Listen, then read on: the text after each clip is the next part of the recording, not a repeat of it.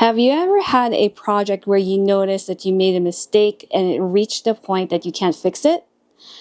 For today's video, I'm going to talk about one of the most unpleasant feelings in the world of crochet, frogging. Without further ado, let's jump into it.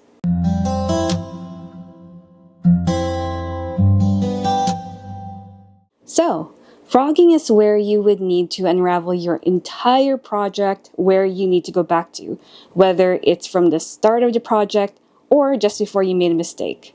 So what I have here is actually a base of a market bag. As you can tell from the yarn, I have rolled and rolled and rolled a lot of yarn. It was unraveled and it was halfway done when I noticed that the sides were asymmetrical. Now, I was already unraveling the project. I never got a chance to take a picture, but here's what it looked like before. I was following a yarn inspirations pattern, and I was following it word for word.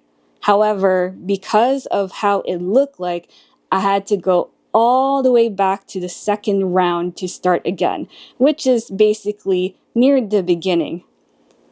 Now, it really sucks, yes, and I felt like a lot of hours have been wasted, and this is supposed to be for someone very special to me who often goes shopping in the grocery store or farmer's market.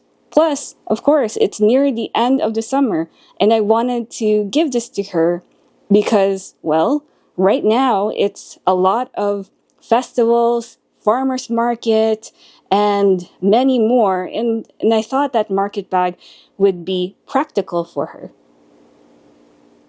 Now, I do have some tips to overcome that feeling of frogging.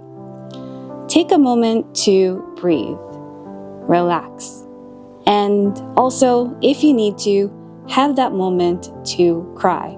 Now, I do have a personal motto that I go by, not just in crochet, but in life in general. Have that moment to cry, but don't forget to pick yourself up and move forward. If you need to, don't touch the project until you are completely comfortable to start again. Now, take this frogging as an experience. Perhaps you can take it as a tip for your future projects. Maybe. You can also search on YouTube, your inspirations, or anywhere else that you found your pattern for help. Or even if you have a local crochet group that you always go to, you can always ask them for help.